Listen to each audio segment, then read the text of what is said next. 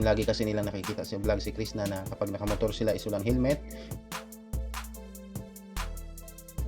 Magandang araw mga kaalagad. So sa video ito mga kaalagad, subukan ko pong i-react on the spot itong video na in-upload ni Chris na kahapon, kung saan nagpa-check up niya siya, no? Sa wakas nagpa-check up na talaga ang ating Chris na mahusay mga kaalagad. Pero bago yan mga kaalagad, gusto ko sana magpasalamat sa inyo dahil ayun, yung YouTube channel natin na Sumari TV is umabot na po ng 25,000 subscribers. So hindi mangyayari yan kung hindi dahil sa inyo mga kaalagad. So road 30,000 subscribers na tayo. So sana makamit ko yun bago mag 2027. So sana magka 30,000 subscribers tayo ngayon 2026 mga kaalagad. At maraming salamat talaga sa mga kaalagad natin na kahit simple lang yung video ko, pero may mga kaalagad pa rin tayo na pinili na mag-subscribe sa aking YouTube channel mga kaalagad. So maraming salamat talaga sa inyo. So tara mga kaalagad, panoorin na natin tong video ni Chris na. So season talaga ngayon ng pagbubunga ng nangka mga kaalagad. Dito din sa amin maraming bunga pero maliliit pa. Pero ayun nga, nung isang araw is nagbayad ako ng bata, no. Siya yung pinabalot ko doon sa nangka namin. May nangka kasi kami dito sa gilid lang ng bahay. So sayang kasi kapag hindi mo balutin ng sako mga kaalagad, gaya nitong ginawa nila Chris na, kasi uurin siya.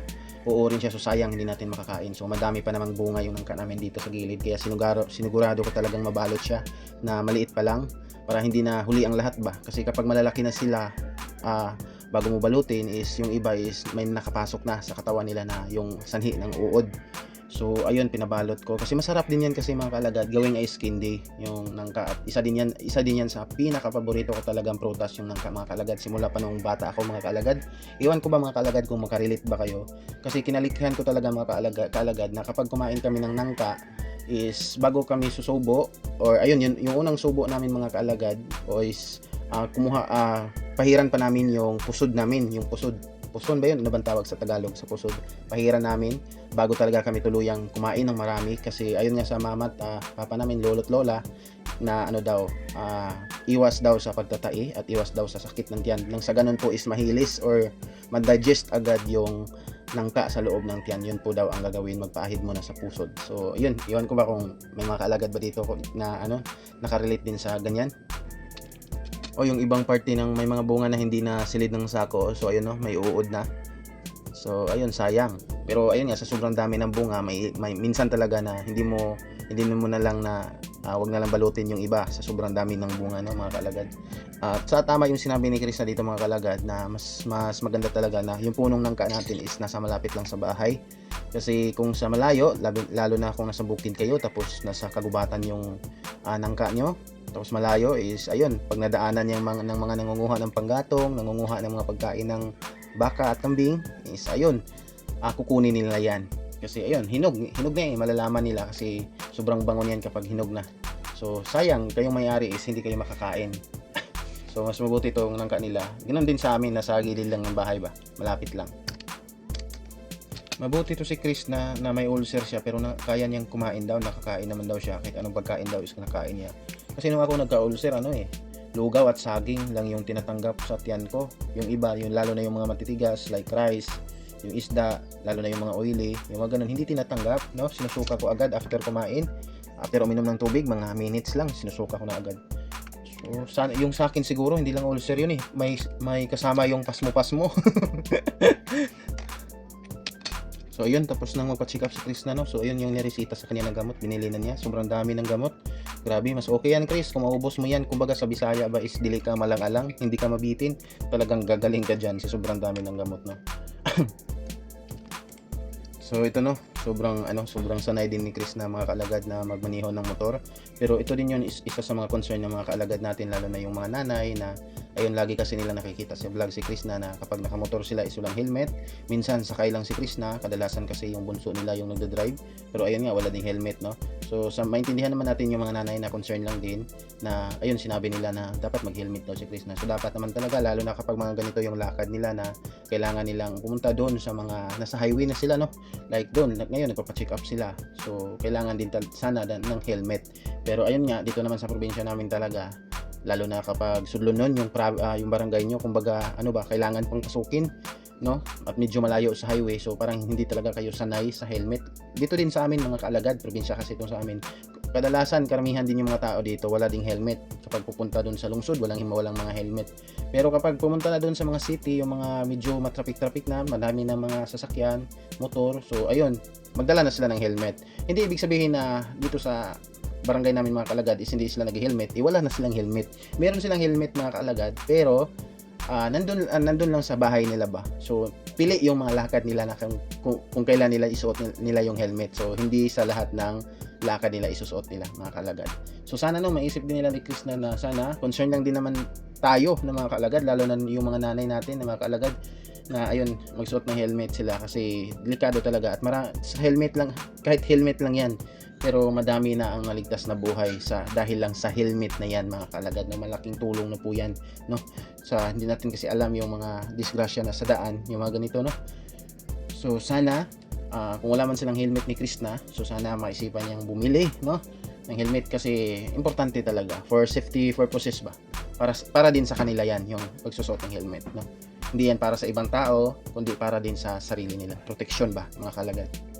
Aware mismo si Chris na mga kaalagad na matigas talaga yung ulo niya at yun ang dahilan kung bakit nagkakasakit siya ngayon, no? So siguro marami naman tayo, makarelate tayo dyan na yung mga bagay na alam naman natin na ikakapahamak natin or no, so pero pilit pa rin natin ginagawa kasi ayun nga, may mga oras na hindi natin mapigilan at sa sobrang sarap talaga yun, no? Lalo na yung mga pinagbabawal ng mga pagkain, yung mga allergy, pero may mga time talaga na hindi tayo makapagpigil. So hindi natin ma-judge si Chris na dito, pero sana lang, no, lesson learned kasi niya dito kasi yung pagiging vlogger yung pinaka na maapektuhan kapag patuloy yung pagmatigas ng ulo niya dahil yung health niya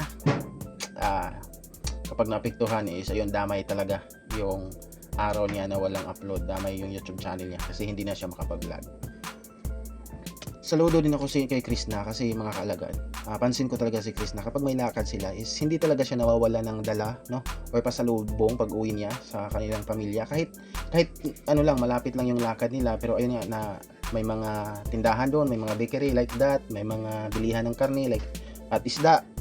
Ayun, naisip talaga ni Chris na bumili at nang sa ganun pagdating nila ng bahay niya is maging masaya din yung mga naghihintay sa bahay.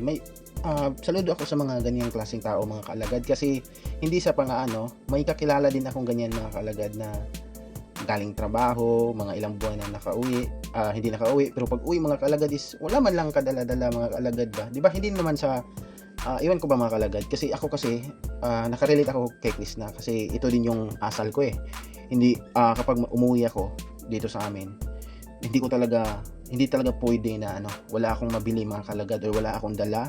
Lalo na yung tinapay, pinaka-importante talaga yan, lalo na kung may mga anak ka, may mga pamangkin, may mga bata sa inyo. Yun, like isda din, like karne, kung kaya mong bumili ng karne kung pwede.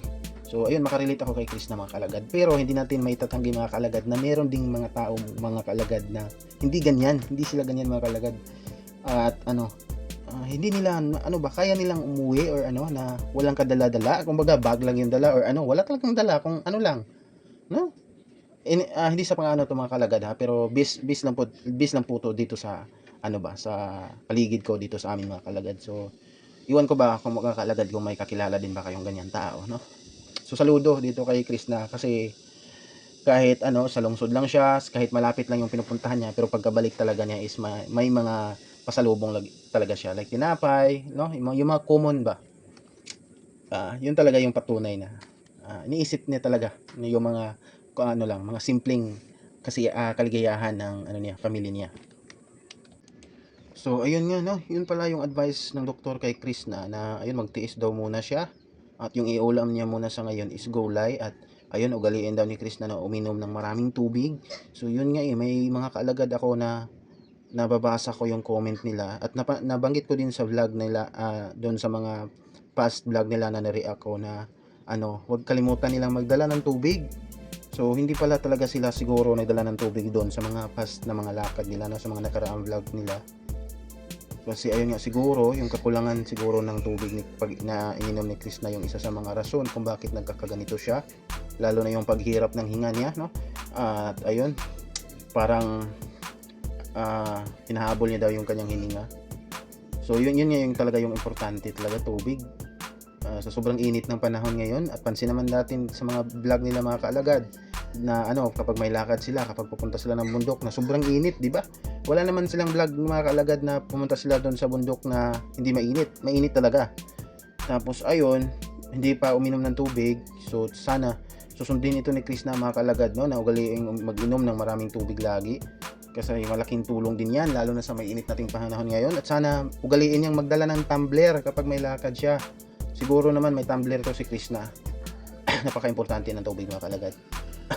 Problema din kasi wala masyado daw tanim na gulay sila Chris na doon sa bahay nila. Yung napanood natin na maraming tanim, maraming gulay is yun po doon ano, yung doon sa bundok, no, yung nagpiknik sila doon, yung puntahan lagi ng kanyang mama at papa, pero hindi talaga doon yung bahay nila. So wala daw sila masyadong tanim sa ayun pinagstihan nila ngayon. So ayun, bibili naman sila, no, siguro. Grabe, daming gulay pala itong mami ni Chris, no. Naglalaban, nadatnan niya. Ayun, madaming balatong. Balatong kasi yan dito sa amin mga kaalagad. Sa iba batong, may talong. So walang problema, no. Nanghingi si Chris na ng gulay. Ito talaga yung advantage kapag may tanim kang gulay. So ayun, napakabait ng mami ni Chris na. Pinayagan sila na ano, sila pa mismo Chris na yung nanguha talaga.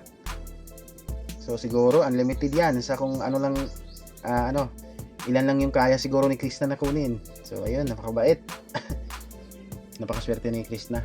Ganito yung nakapalibot niya, no, yung pamilya niya.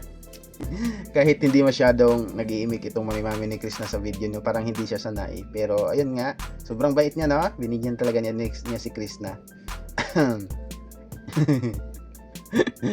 Mga nanay talaga ba? May mga ganito talaga na hindi sanay sa mga ayun, yung video ba. So ayun lang mga kaalagad, no.